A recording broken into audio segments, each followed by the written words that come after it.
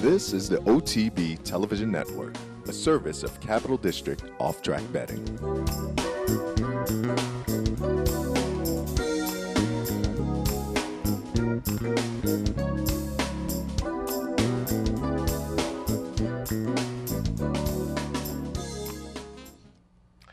And good morning. Welcome to Loose on the Lead. And I'm alone. This is a very strange and awkward feeling. Second time I've done this. Seth, I've left Seth hanging like this so many times. I have a newfound respect for Seth Merrow, and I'll tell him that when he joins us later this morning. Of course, here we are, closing day at Belmont, and Saratoga looming large on the horizon. Rich Migliore is going to join us almost immediately here as we begin the countdown. Now just 5 days away plus from Saratoga opening. Open house at the race course today. The weight trials across the street at the Oklahoma, and a lot of things to look forward to. We'll talk about the meet. We'll talk about the new owners seminar that Rich Migliore is going to conduct a week from Saturday, or a week from Sunday, I should say. Second Sunday of the meet on the 27th. Mark Hennig and Jim Bond will be involved as well. We'll talk to Richie about what went on at Belmont, get a summary, and look forward to his thoughts about the Saratoga season that is upon us. Of course, racing action, and Seth and I will go through some of the highlights from the weekend as well as a lot of the news from this week. Certainly no racing action yesterday was bigger than the $750,000 Delaware handicap and the upset there by Belle Galante. An absolute, I won't say stunner, but I will say legitimate surprise, and really a result that brings into question just how good that group of 3-year-olds, now 4-year-olds, turned out to be. It doesn't feel like, after this result, that Princess Asilmar and Beholder and the fillies Close Hatches to some extent, that the three of them, that any of them have advanced much from their 3-year-old form. And I say that because Belle Galante and all the other mares that faced off in the Ogden Phipps against the three top fillies, the way that race finished basically gets a bit of a confirmation here in this result in the Del Cap. Belle Galante, granted she gets away with very soft fractions, over 24 seconds for the opener, and it gets even softer from this point before she begins to get any contention here. Flashy American haunts her a little bit. In the meantime, Princess Asilmar is seemingly comfortable in biding her time, and you get the impression that she'll be able to move at will. Except when she does move, and she's going to begin here when you see her emerge, the 1 to 5 price. Down inside, you've got the long shot Brian's Jewel. So yeah, there's a little bit of traffic, but here's Princess Asilmar now starting to be produced by Castellano, and you can see that there's really very little that Jose Ortiz is doing to motivate Belle Galante, moving very smoothly. Now he starts to ride her right here, and immediately, if you didn't tell that Princess Asilmar was in major trouble at that point, it became obvious.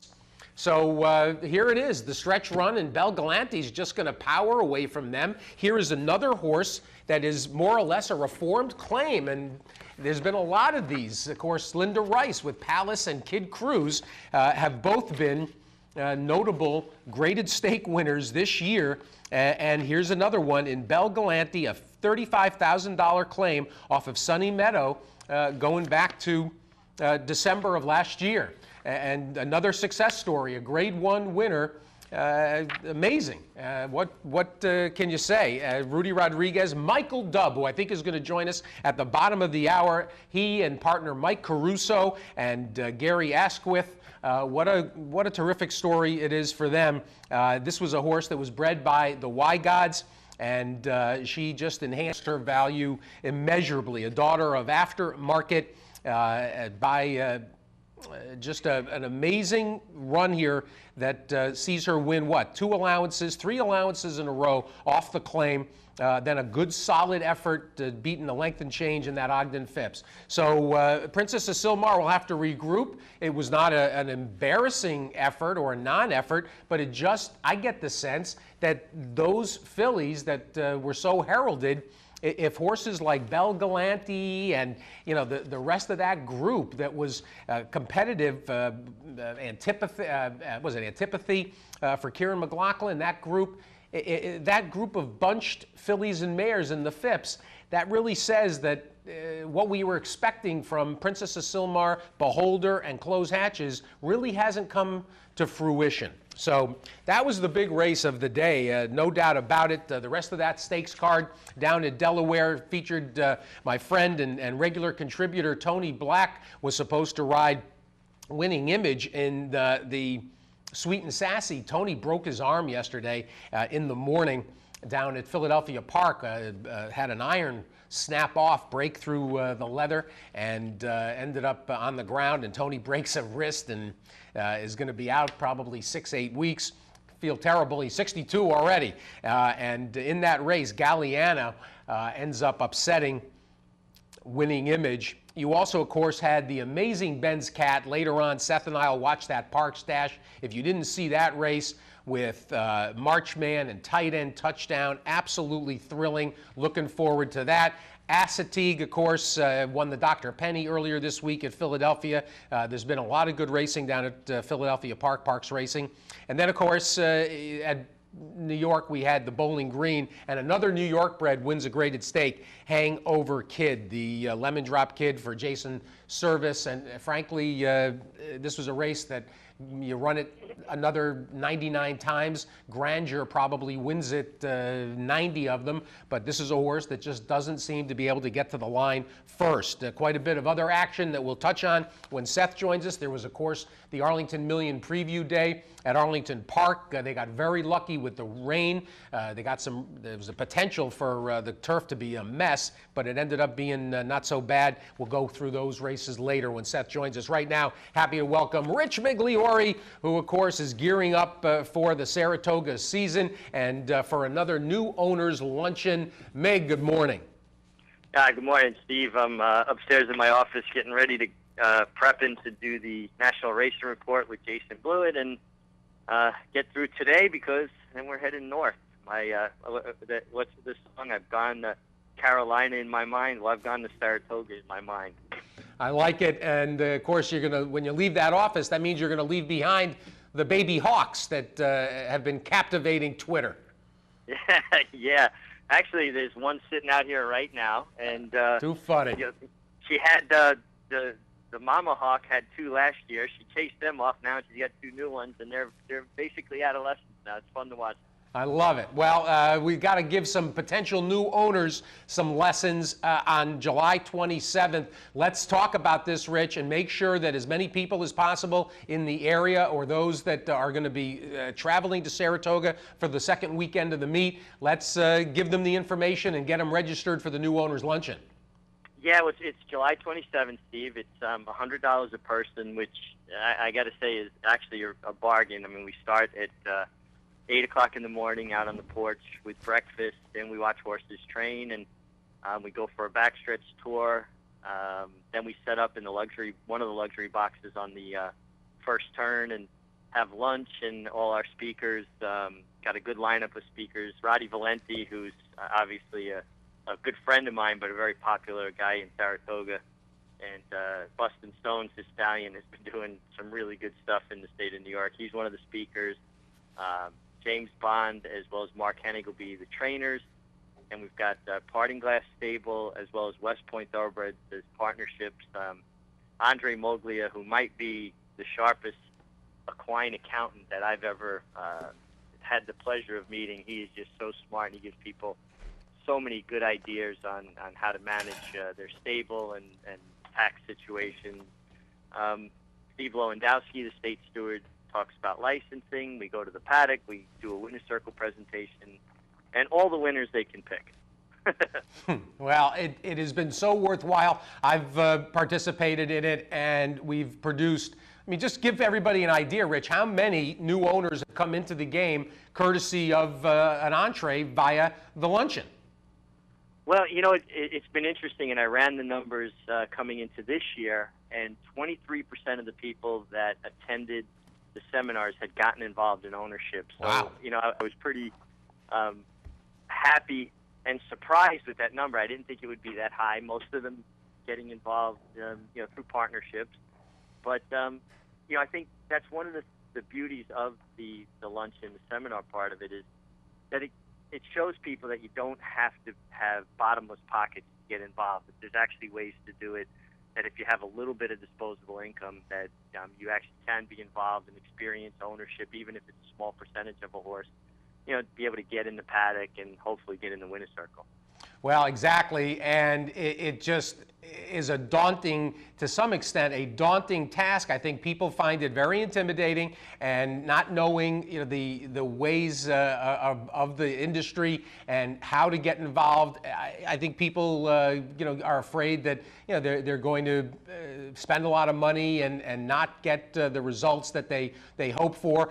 Frankly, even if you know what's going on, you might spend money and not get the results you hope for. But I think everybody just wants to at least understand the risks involved and so forth. So this is as great a way and as comprehensive a seminar and get-together as people in our area can enjoy. And of course, TOBA provides new owner seminars around the country, but in New York, this has become an absolute staple, and the one in Saratoga particularly has gotten more and more popular just by virtue of the atmosphere that's provided. Let's talk, Rich, move from the luncheon. Let's talk about what we saw at Belmont, and in anticipation of closing here, I happen to have pulled together a list of all the stake winners and all of the stake performances from Belmont this particular spring and early summer meet. It was going to be a meet we knew would have particular interest given the changes to the calendar, the addition of the Stars and Stripes Festival, then, of course, the move of the Metropolitan Handicap to Belmont Day. Talk about your impressions of the highlights of Belmont and the kind of a summary of what we encountered. Well, I really, to start with Stars and Stripes weekend, I really applaud Martin Penz's concept. I applaud Frank Gabriel's execution of putting together some of the best days of racing I can remember in a very long time. And Belmont Day was one of the best days of racing of all time. It was on the par with some of our best Breeders' Cups. If California Chrome had actually won the Triple Crown, it would have gone down as the greatest day of racing in American history. The fact that he was defeated, maybe took a little bit of that shine off, but I still, on a whole, the day was incredible. And then the Stars and Stripes weekend, because usually after the Belmont Stakes, it's kind of in years past, been a bit of a lull. And this year, it kind of kept the focus on racing and that big weekend coming. And one thing that stood out for me from the Stars and Stripes was when Mr. Speaker had won the Lexington, and Shug was asked if he would, maybe consider the Kentucky Derby because now he had points. And he said, no, my goal is the Belmont Derby. And for him to make that statement then and plan it and execute it as obviously as well as he did, I think was one of the best training jobs that probably didn't get as much attention as it probably should have. Considering that he pointed that out from a long ways out and was able to do that. And then it brings you to Jose Lezcano, who rode Mr. Speaker. I don't think anybody's riding better than Jose Lezcano right now, and especially on the turf. He is in all the right places, making all the right moves, and his ride in the Bowling Green was a clear example of that. I really have been extremely impressed. I mean, I've always thought he's a good rider. I think he's taken his game to another level, and he's going into Saratoga with a ton of confidence. Well, and you mentioned, of course, the accomplishment that we saw from Jose Lezcano on the Stars and Stripes Saturday card. Kind of an interesting repeat yesterday in Chicago with Florent Giroux winning 3 graded stakes on that Arlington Million preview day. Made me think of the question came up. Somebody on my message board said, Derby Trail, they said, wow, boy, when was the last time you saw somebody win 3 graded stakes? And I thought, last week, Jose Lezcano did the exact same thing. Speaking of Lezcano and riding accomplishments, we go into this closing day of the meet, Rich, with Javier Castellano and Irad Ortiz in a pitched battle. Irad Ortiz had an opportunity yesterday with Castellano out of town to maybe make some hay. He goes in with 50 wins, Castellano with 51. And, it'd be a nice accomplishment. Irad Ortiz riding very well himself, and it'd be a hell of a thing for a kid like Irad Ortiz to win a Belmont Spring Meet title. Yeah, absolutely. I kind of thought that with all his mounts and opportunities yesterday, he might have, gotten a little luckier and even been tied up or in front by now. And, he was able to get 1 win. And, I was looking at his mounts today. He's going to, need to do everything right to get it done at this point. I don't believe Javier's riding. He was named on 1 horse today. I don't believe he's riding. Okay. As a matter of fact, I think he's on his way to Istanbul to ride in Turkey. So, he's not here to answer back. But regardless, both Ortiz brothers, I think, have shown that they're for real. They just weren't wintertime wonders, that they belong on a national level, and they're starting to make an impact. Jose's ride yesterday in the Delaware Park Handicap, and Irad's riding, all meet. And they still, listen, they're kids. They still make mistakes. I mean, we saw, they both got dazed recently, a couple of, little incidents, but that's a part of the learning process. And, as long as they continue to improve and learn, they certainly have all the tools. Looking through some of the other major performances from the summer, or the spring-summer, got to mention, of course, Linda Rice, her accomplishments with Palace and with Kid Cruz. They kind of jump at me. Toneless Belmont, of course, needs no particular reminder. Bayern's performance in the Woody Stevens, and of course, he's headed for the Haskell. Palace Malice, of course, who's Whitney bound. And I think we're going to talk to Mike Welch later about some of the Whitney workers this morning at Saratoga on the main track. Those were some of the other major performances. Looking through here, how about those really the ones that kind of stand out. I suppose we should add Brian Lynch coming to New York on a regular basis these days. He wins with Coffee Click. If we go back to his first grade 1 in the Just a Game, and then of course there was the performance of Clearly Now in the Sprint Championship. Yeah, and you knew that Clearly Now was looking to break through. He had been breaking a bit poorly out of the gate, and you knew that it's probably something not quite right behind, because that's usually the sign when horses aren't breaking well, that they're not able to push off, as strongly as they should. And you knew that if Brian Lynch and his crew could get to the heart of that and help him a little bit, and he still didn't break great, but he broke well enough in the Belmont Sprint Championship that he didn't give away too much. And then, to run 19 and change, to think a horse would run faster, 7/8 faster than 120, was really a credit, obviously, to the horse, but to his connections getting him right. And, you brought up Palace Malice. If you go back and look through the names of horses that won the Belmont Stakes and the Metropolitan Handicap, to have the brilliance to run a fast mile, which the Met demands, and then the stamina to win the Belmont Stakes, Steve joined some pretty elite company. And I'm not even going to, a few horses, Native Dancer and, Gallant Man, names like this. He really did something. He put himself in very elite company with that double. There's no doubt. And we continue to finish this meet and move towards Saratoga, Rich, with a lot of interest and excitement. Everything seems in place for the typically terrific Saratoga meet. Give us your early impressions here with us 5 days away from the opener at the Spa. Well, I'm just always impressed with how excited I am, when we get on top of Saratoga, to get up there, for the racing, for the town, for the fans. There's no better place in the world to go racing than Saratoga, because everybody's just so excited and enthusiastic and appreciative of, the level of talent that's there, Steve, horse-wise, people-wise.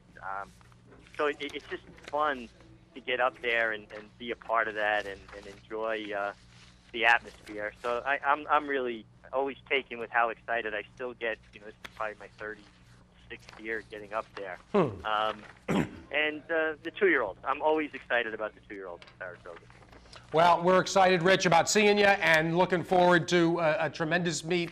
We'll see you on Friday, if not sooner. And thanks as always. And we'll look forward to getting Steve, people. I'll actually be there on Wednesday because I'm going to speak at the Hall of Fame on Wednesday night. Cool. For the kickoff. And we'll remind people to register. Visit NYRA.com, and you'll see the right on the page. You'll see Rich's smiling face and the link to register for the new owners seminar, July 27th.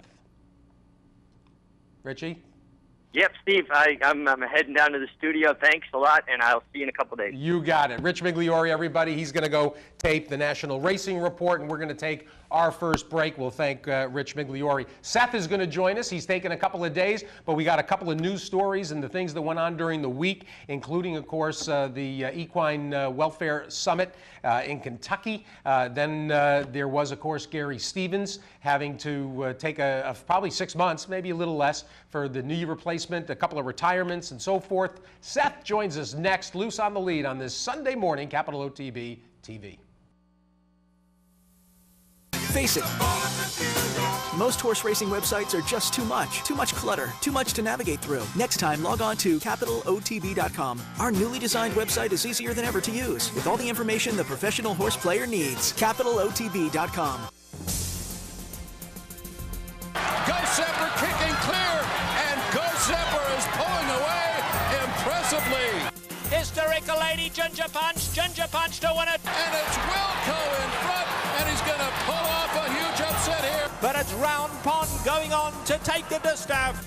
Awesome again.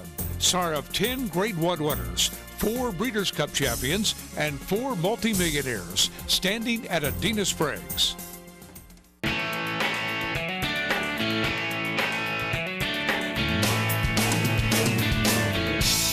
It's more than just a sports bar. It's Stadium Cafe. Located at 389 Broadway in Saratoga, it's the place to be for great times and great food. Their menu features everything from gourmet entrees to your favorite wraps and sandwiches. Or maybe you just want to grab a beer and catch the game. So what could be better than that? How about 2 Stadium Cafes? There's also the Westside Stadium, right up the road at 112 Congress Street. Same great menu, same great service. Whether you're hanging at the bar or just relaxing outside on their spacious covered patio, you'll always leave knowing you'll be back again. We love, above all, the staff. We love Dave Harmon, and the food is fantastic. Not 1, but 2. 112 Congress Street, 389 Broadway. Guaranteed to be a home run. Missed one of our TV shows? No worries. Now you can catch all your favorite programs online. Simply log on to CapitalOTB.com and click on the YouTube link at the bottom of the homepage. And look for our new podcast coming soon. CapitalOTB.com. Log on today.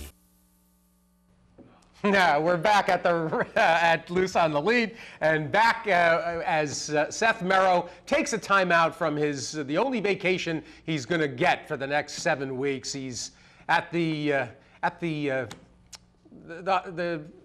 do they call that? Like the compound, like the Bush compound in Kennebunkport. This is the Merrow compound in Falmouth, Maine. Seth, good morning. Happy to be back on board, even if it's via phone, because we're in the countdown mode to Saratoga, so that's always important to get a little pre-Saratoga conversation. But that said, it's also important to get a little pre-Saratoga vacation time.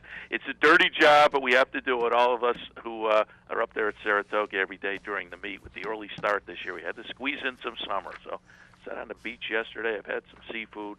Plan to do it for the next couple of days and then be back in for opening day. The one drawback is I got to miss the open house today, and that I think is going to be a lot of fun with the return of the weight trials over at the Oklahoma track. So folks haven't put that on their schedule yet for this afternoon. That's where I'd be if I was in town today.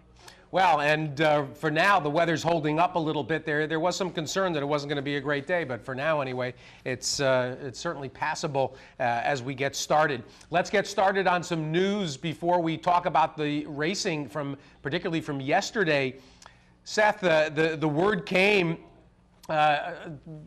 Feel badly, Gary Stevens, who's been so successful in this return to racing. I don't even call it a comeback anymore, and just a resumption of his career. That knee that had been so bulky and had really been a problem for him when he retired 8 years ago, kind of coming back a little bit. He's going to get knee replacement surgery and then try to rehab. They expect that it's very possible that he could come back 100%. He's going to see how it feels, but this was a little kind of a little disheartening just because he's got so many nice stake horses that he's associated with now.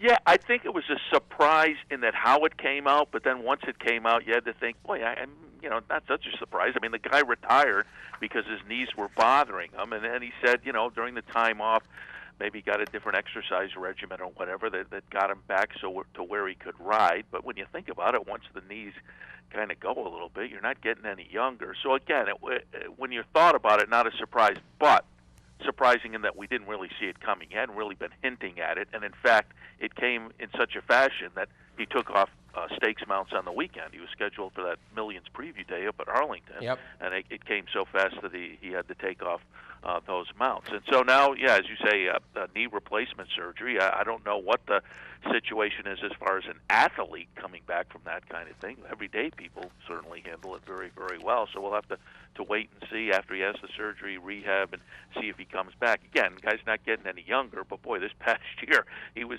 certainly riding like he was still in his prime. So we'll keep our fingers crossed and hope surgery goes well and he can kind of retire on his own terms. You always like to see that.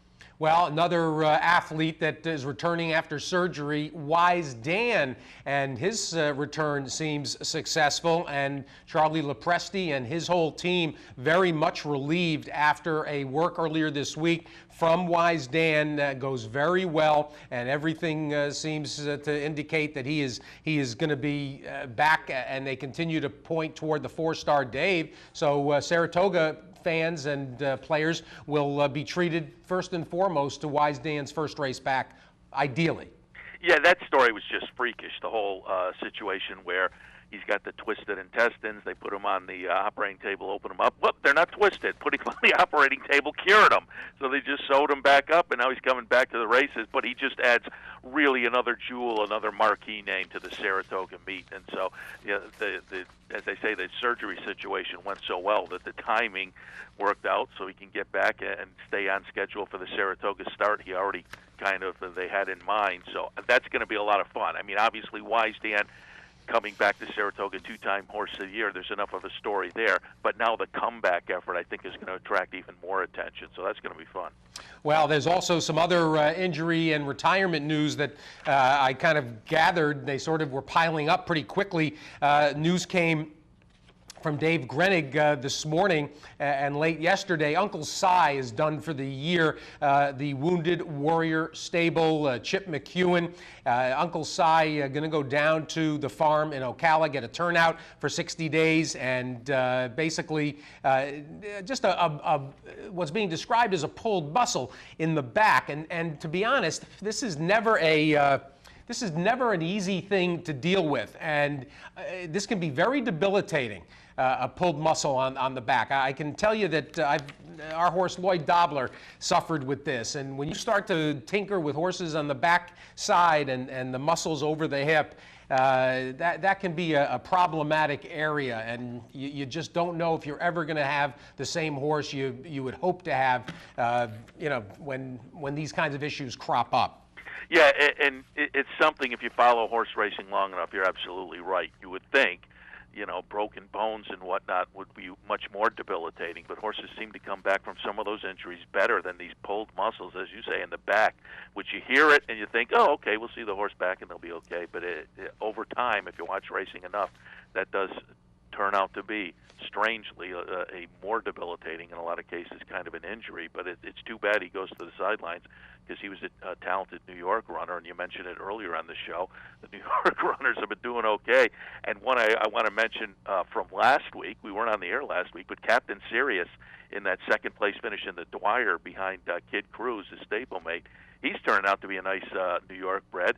Skipped the New York Derby this week to go in the Open Company race last week, but he was flattered because the horse he'd beaten in the Mike Lee won the New York Derby yesterday. So I'll be interested to see where they go next with Captain Sirius. Do they stay in Open Company or go in the Albany up at Saratoga? Well, and the New York breds, frankly, in Open Company have been just remarkable again this year. We're halfway through. You had another New York bred yesterday win the Bowling Green Hangover Kid for Jason Service. With the sale coming up in August, the yearling sale, the Fasig-Tipton after the Open sale, the select yearlings, it's just apparent that New York breds holding their own and performing at a high level anywhere you place them. I mean, I reached out this morning. I was trying to find the number of New York bred graded stake winners this year, and it's got to be on a path to be up. Like I think last year was 19, if I'm not mistaken. So I got to be on a path toward that again this year. Yeah, you would think so, because there have been some notables, no question about it. And it's fun, again, for those of us up here in upstate New York, a lot of the farms where these horses are produced are right around here, so it makes it easy for us to root for those horses. And it will be fun to see where some of these horses go in the Saratoga meet. Do they face Open Company, or do they add a little juice to some of the New York bred stakes? So, yeah, again, it's a great story that continues. Well, we also got to mention a couple of retirements. Shaking It Up has been retired and is going to stand at Spendthrift Farm. And then the news came during the week that the Fugue had come out of the Coral Eclipse with an injury, and she's going to be retired. And it's really too bad. After the win at Royal Ascot, there was real excitement and speculation, especially when Lord Andrew Lloyd Webber and his wife said that they were hoping to come back to the United States and basically take care of some unfinished business in the Breeders' Cup. And unfortunately, the Fugue is going to have to retire at age 5. And that performance at Ascot was so spectacular, and thought maybe this is going to be the momentum builder toward coming back to the U.S. And finally winning a Breeders' Cup after 2 very good performances that came up short. Yeah, as you say, that Royal Ascot, the performance was so nice. The follow-up was such a head-scratcher that maybe it's not a surprise that there was, comes out of that with something. Boy, that Coral Eclipse really kind of fell apart as compared to the field that was in there, so that was a disappointment. But, yeah, the Fugue retires. We're all disappointed when a horse like that, who, again, could show up here in the United States. That's part of the fun of watching international racing. Some of these horses are going to wind up here in the Breeders' Cup, and the Fugue certainly has done it before. It was going to be fun this year in particular to see her come back. That said, at least we got a few starts out of her this year, and at her age, I applaud the ownership for at least bringing her back this year and giving it a shot to get to the end of the year. Can't knock them for going to the sidelines with the injury, of course. But again, given her age, it was unusual to see her back on the racetrack anyway, so we got bonus races from her as it was. Well, going to talk about what could be a bonus for mutual pools. An interesting concept, something, Seth, I think even you and I, over the years, when we've talked about various wager concepts and different things that could increase interest and handle, we've talked about things like fixed odds wagering, for instance, and so forth. There's a concept that was introduced this week, equilottery. And Brad Cummings, who's been in politics in Kentucky, he has developed software and is introducing this equilottery that is basically an interface, potentially, for lotteries around the country to plug into, I don't want to call them random results, but the results of horse races. And this is something, if we think about that V75 in Sweden, which more or less is treated as a lottery in Sweden, the big Saturday night harness racing where you pick, you got to pick 7 winners. And sometimes it pays 10 million krona, I mean, crazy amounts of money. And this concept has a potential to plug into mutual pools. It would have an exorbitant lottery-style takeout, frankly, but people would be able to buy a lottery ticket, numerical combinations, and then potentially watch the races or check the results. And it is something that I've always thought that there was potential for some kind of interface like this. And I think most people are just, have read a little bit about it so far. Brad Cummings will be on the radio with me next week. But how does this strike you as a concept? I think it's a great idea. As you said, we've talked about it before, and I've always thought it was a good idea, a way to draw mainstream people into the game. Now, we've seen it validated, as you say, and if people aren't familiar, that Scandinavian-based bet, the V75, for them, it is sold in a fashion to us that would be similar to the lottery. As I understand it anyway, you go into convenience stores and you can buy it, essentially a lottery type of horse racing ticket over there in a fashion that, as I say, is similar to the way we buy lottery tickets over here. So if we can translate that over here to convenience stores and lottery ticket locations, I think you do have the chance to bring in some mainstream people. And I think we saw on the horse racing side of the game earlier this year with that Rainbow Six bet down at Gulfstream, there is the potential to come up with a bet that can have those life-changing kind of scores. So I haven't seen the specifics on the Equilottery concept. I think it's great. I want to see exactly how it's going to play out, though, and if it will be as popular as the V75 and on the stateside side drawing the kind of interest that Rainbow Six did down at Gulfstream and move that interest over to the mainstream. But again, if you can do that, now you have mainstream media playing into horse racing, and we know how much money goes in just on those little ping pong balls going up. So I think if this could catch on, this is going to attract a lot of eyeballs to horse racing and horse races in particular. So I think it's a great concept. I just have to find a little more of the specifics on this particular, the software and whatnot. But I think the basic idea is a great one. There's been, of course, I'm going to think of 2 different examples. One is Racing Tide, and of course that was the supermarket ticket. Oh, right. Right? Yeah. That was a concept going back to what, the early 60s, mid 60s, maybe even the late 50s, and a couple different supermarket chains. And I always get conflicting answers on this.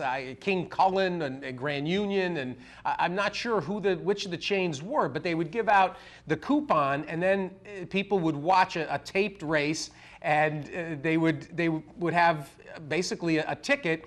And a chance then, if their horse won, right? If their ticket won, they could go back and they would get green stamps or whatever it was good for. And I think back to the early concept that McDonald's executed with the Olympics, when they had the Olympic, you'd get the game card and you'd scratch off whatever it was, a silver medal in wrestling, in Greco-Roman wrestling. And then if America got a medal, you got a prize with it. And I'm sure there were plenty of people who participated in that as well that really didn't know much about the sport or cared that much about the Olympics, but it made you interested, and that's the same thing with this. It has, in certain states, I know Kentucky is going to look at this Equilottery immediately as a way to generate more revenue for purses. Given the situation that they've got already, where they're fighting, to get instant racing into as many venues as possible, as Kentucky racetracks fight, Seth, to keep pace with Indiana, Ohio, West Virginia, and Pennsylvania. So there's a lot of potential positives here in terms of that kind of contribution, but it also could maybe get people that never looked at a race before. Maybe they buy scratch-off tickets that might have a horse racing theme to them, but this would actually get them to maybe watch the feed and watch a race, and who knows if it draws them in. Yeah, you make 2 great points there, and one of them may float under the radar. The devil is in the details in these kind of things, and as you say, Kentucky chasing this. But that, again, is a detail I want to see worked out as far as this concept plays, because if it is going through the lottery system, if you are going to sell it at convenience stores or whatnot, use lottery terminals. Well, then how much money does the lottery get? How much money goes to horse racing? You want the people putting on the product to get some kind of benefit. So I think in a lot of states that may have to shake out a little bit. But again, as you say, I'd forgotten all about that. Every once in a while on your radio show we'll bring it up, those old supermarket shows. Yeah, it's back in the 60s. I was a kid, and I think in upstate New York, I think it was Grand Union. But when you went and shopped, depending on how much money you spent, for every $10 or whatever, you'd get a card and you'd scratch it off. And I think there'd be 3 numbers, and if one of them came in the money, you got a certain amount, and if 2 of them came in the money, and 3.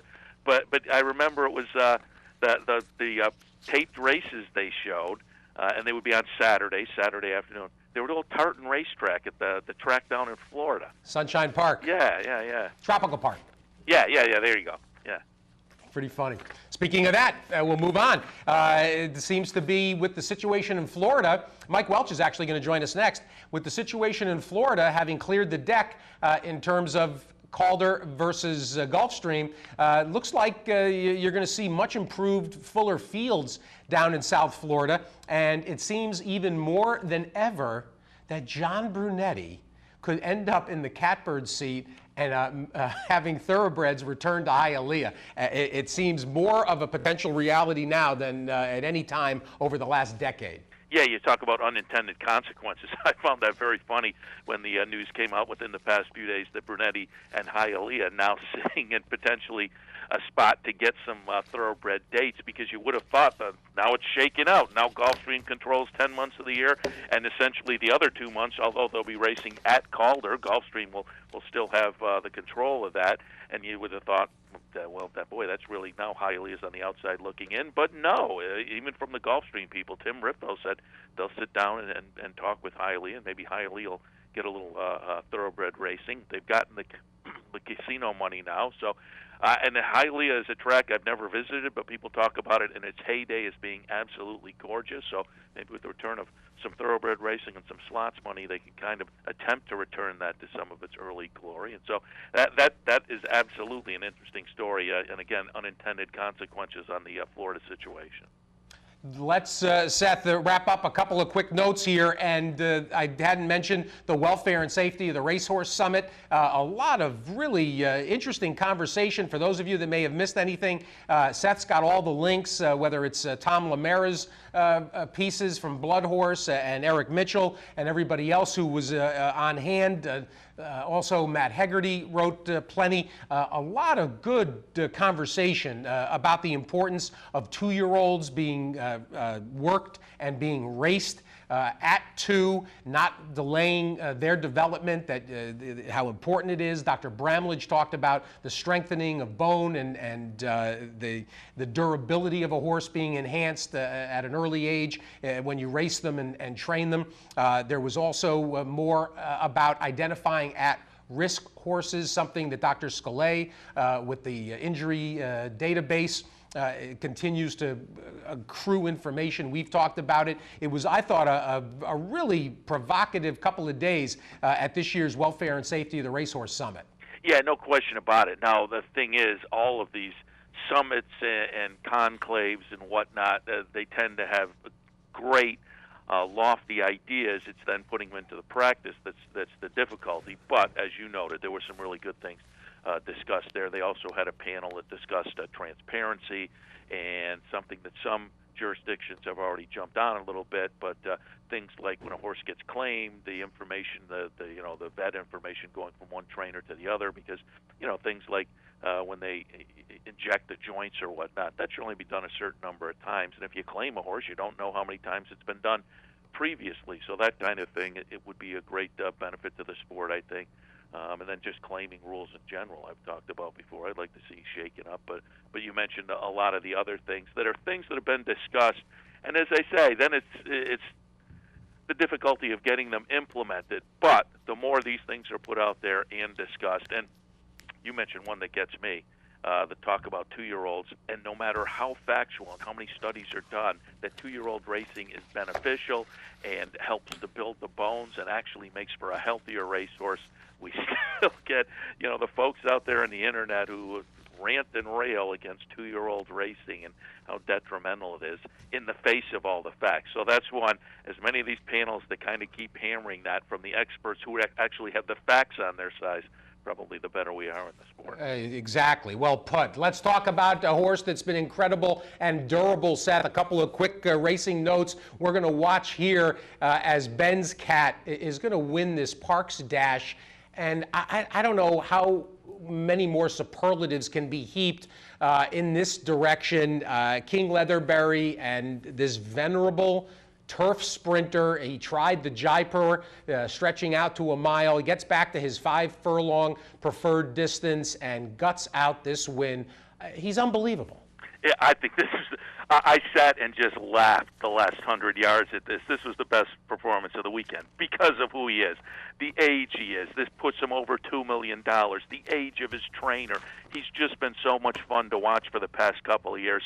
And coming around the far turn, you had to think, oh, he's up against it this year, and then in this race, and then this year too, because he won this race last year. But then probably quarter of the way down the stretch, you still thought, no, he's not. And then he gets it in gear, and you think, oh, he might do it. Still 100 yards from the wire. It was quite a chore, but he gets it done. And as I say, I just laughed as he came under the wire. For me, it was the performance of the weekend, and part of that, as I say, was the Ben's Cat King Leatherberry story. Well, and the three horses that are under the wire together, noses apart, Marchman for Brett Calhoun, as well as tight end touchdown for Jason Service. These three are coming together on a regular basis. Marchman is in the midst of a very good season, and of course second in the Jaipur, and before that the win in the Churchill Downs turf sprint. So Ben's Cat, though, as you said, over $2 million in earnings. The 8-year-old gelding his 27th win in 41 starts, and frankly, you really got to start to think about him as a Hall of Famer at some point, no? Yeah, I think you could be right. You put $2 million in the bank and most of it done turf sprinting. You're doing it kind of the hard way because it's tough to be consistent doing that. I mean, there are horses that specialize in that, but to really string it together for a number of years, I would certainly sit on that, and I'd go for his trainer, King Leatherberry, as well. Well, and while King Leatherberry, of course, having been, there's a lot of people that are very unhappy with the fact that Leatherberry not only not in, but hasn't really even been floated up for voting consideration. Maybe a marquee horse will help out his case. Well, Jason Service, in the meantime, we mentioned Service as part of the action this weekend, and Hangover Kid, your winner in this Belmont last graded stake of the season. Here's the Bowling Green finish, and frankly, Hangover Kid probably wasn't even best in this race, but he's going to win, and that's what turf racing is. As the chief always says, turf racing where one horse wins and six should have. Yeah, I like that. And again, it's another New York bred doing very well, and it was a nice performance, as you say. Top of the stretch, I think you could have made a case for a few of them, and Hangover Kid gets it done, and it just, we move on now with some horses that'll show up in some of the grass racing up at Saratoga, which is over the past couple of weeks. I think going back to the Stars and Stripes weekend last weekend, I think we have the potential of seeing some of the winners out of that come up to Saratoga. So the last couple of weeks at Belmont, I think have just added some excitement to Saratoga. Well, the Saratoga excitement this afternoon, the open house, Seth, and then as Mig reminded us, Wednesday there's the Hall of Fame function. There's going to be, of course, a parade of functions. In fact, I'm noting that on Saturday, 7 o'clock at Saratoga Golf and Polo, I'll give a push to the kickoff cocktail party to benefit old friends at Cabin Creek. And $100 for tickets. I wanted to give them a push here for Saturday night at the Golf and Polo Club in Saratoga. Benefits old friends, New York, the Bobby Frankel String. And Seth, we will see you on the backstretch middle of this coming week. Looking forward to it, of course, and everything kicks off here on Capital OTB with you Wednesday from the backstretch. Yeah, looking forward to it, as always. Recharging the batteries, but I'll be in Wednesday morning bright and early and ready to go. A couple of days just preseason, essentially Wednesday and Thursday mornings live from the backstretch, and then it all starts on Friday. Seth Merrow, enjoy the next couple of days, added vacation time in Maine. See you soon. See you then. Thanks, buddy. We're going to stay right here and wrap up the morning with Mike Welch of the Daily Racing Form, and Seth is going to be on the backstretch. Well, Mike Welch has already been on hand at Saratoga as the Clocker reports that he and Mike Vesey made very popular last summer. They're back. You got plenty of time here this week to sign up for the full 40 days of Saratoga. Mike has already logged a bunch of notes, including this morning when we had Palace Malice make his major move for the Whitney. Mike, good morning. Good morning, Steve. This has been really become a fun and regular function. It was one thing when you were testing it out last summer, but now it's something that players are counting on, having your observations and Mike Vesey's for every race at Saratoga this summer. Yeah, no, we last year, I don't know, it was a sort of a test. It was a test price anyway. We sort of gave it away last year, but I thought the product, it was not a test. I mean, we have very good meat. We did get up here a little earlier this year to get a better jump on the opening weekend. Mike's actually been in at Belmont for quite some time now, and then he got up here 2 weeks ago. I got up here 12 days ago, 11 days ago. So, we're ready to go. Anxious for that first overnight to come out. And it's been busy, and it's going to get busier. There's still about 700 or 800 horses that haven't shipped in yet. But this morning, for instance, we had, between the two of us, probably 150 works we logged from both racetracks. Mike, the product is basically $200, $199.95, something like that. If those of you haven't seen it at the Racing Form, it's $5 a day. And to be honest, it'll take exactly one nice exacta or trifecta to offset the $200 investment. It is something that I ended up and this winter too, Mike, when you were doing it on the weekends for South Florida, for Gulfstream, it became something that you felt if you didn't know how these horses were coming in, you ended up feeling insecure about your understanding of the picture. For the 2-year-olds particularly, it was outstanding, and it's something I cannot push people hard enough for this. If you think, oh, $200 is a lot to spend, that $200 you'll have forgotten about by Saturday, second day of the meet.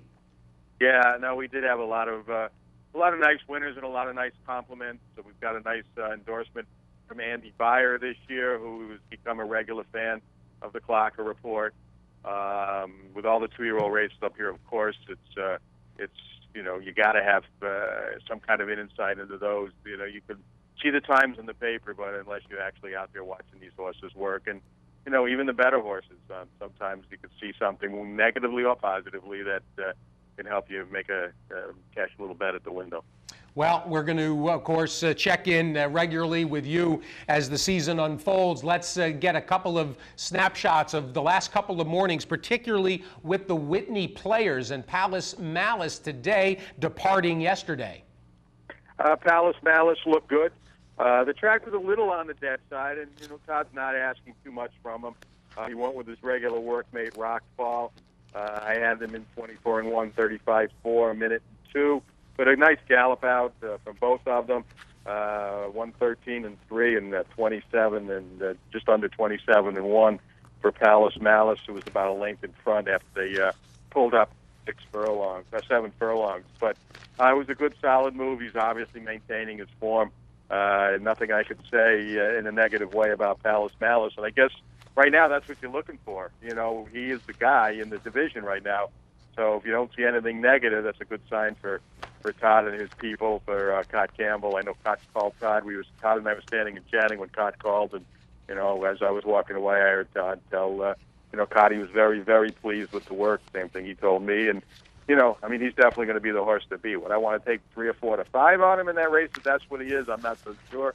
But he has always been a good workhorse, and he seems to be sustaining that good form right now.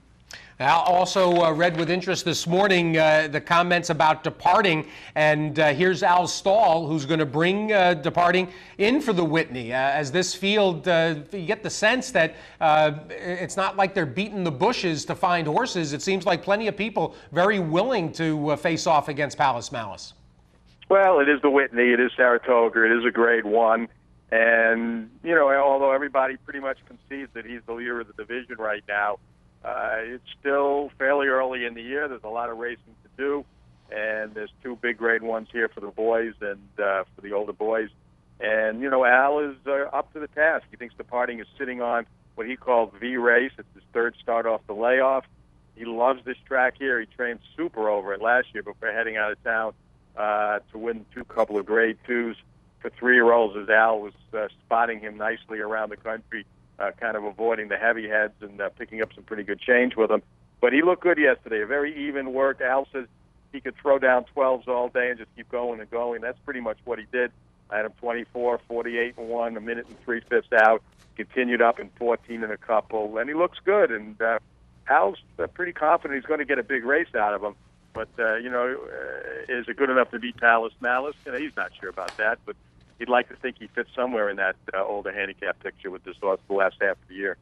Well, got to ask before we leave. I got a couple of things I want to grab from you, and even though it's not a work that came at Saratoga, and even though he's not preparing for a race at Saratoga right now, social inclusion, Mike. We talked earlier in the week on radio, and you weren't sure where Ron Sanchez and Manny Asperua stood, but he ended up the next day, I guess on Wednesday, coming out and working okay. Yeah, he did. He breezed 3/8 and galloped out a half, according to the clockers at Gulfstream Park, and looked okay. He did it over a muddy track. You know, it's just his training pattern coming out of his last race. I don't know, leads me to believe they've had, you know, they had some setbacks going into his last start, and, you know, maybe they've had a couple coming in here, too. I'm not sure. He did definitely miss some training time. He had a work the week before. It wasn't really a recorded work. It was like an open gallop, the clockers told me, and he went in 36 and change or 37, but it was strictly an open gallop, although his owner said it was a work. So I'd still be inclined to think that he might not be up to his A race, and of course he's going to have to be to beat Bayern, and also Untappable if she goes there. Now she's scheduled to work tomorrow morning. She looked great galloping on the main track today. There is some weather expected here this afternoon. Steve Asmus is flying in later today. He could call an audible and go Tuesday.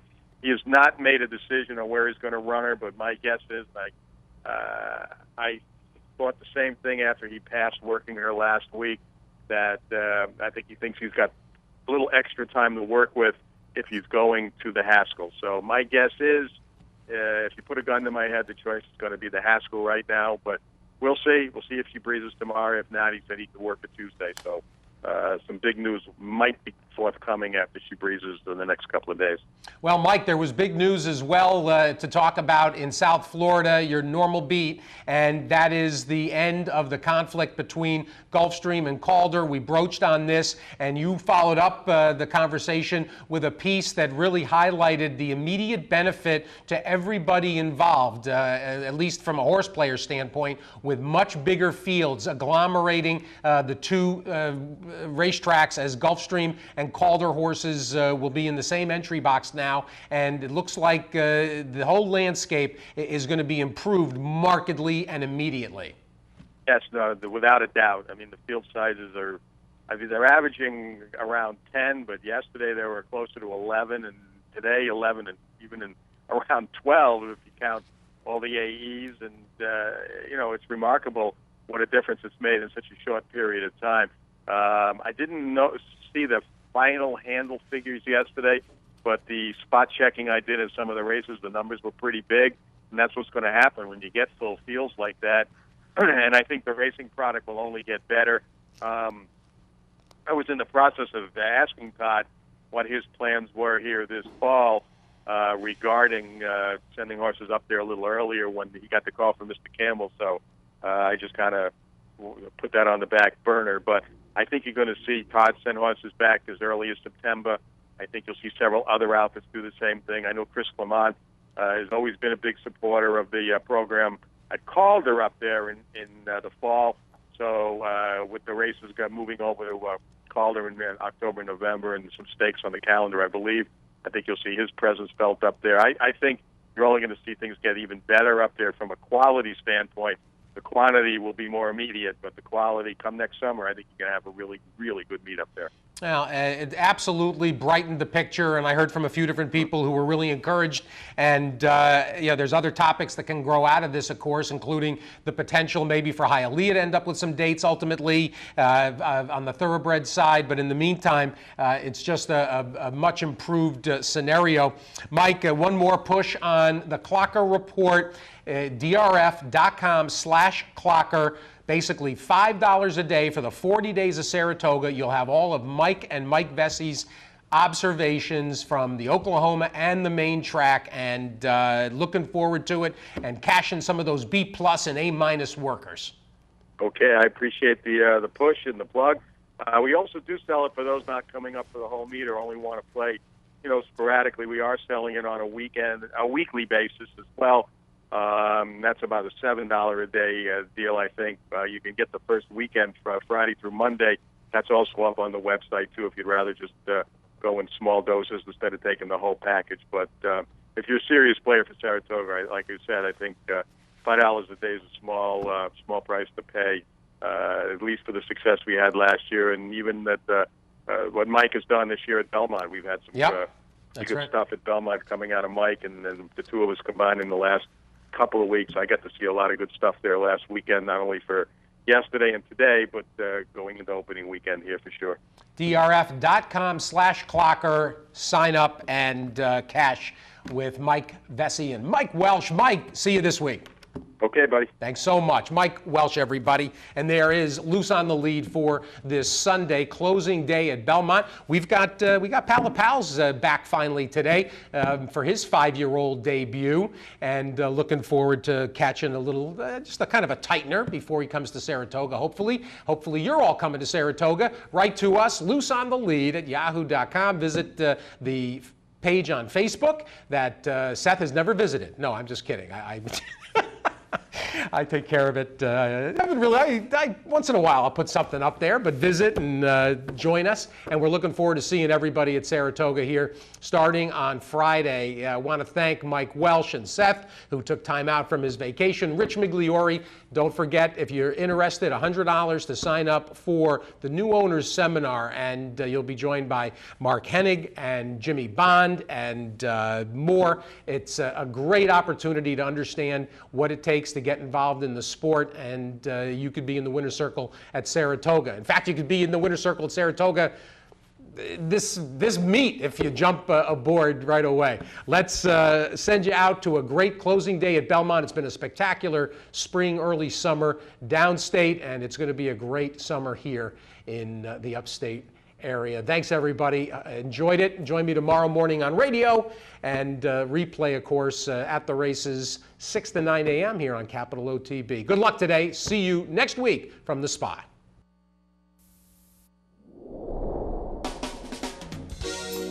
You're watching OTB TV, a service of Capital Off Track Betting.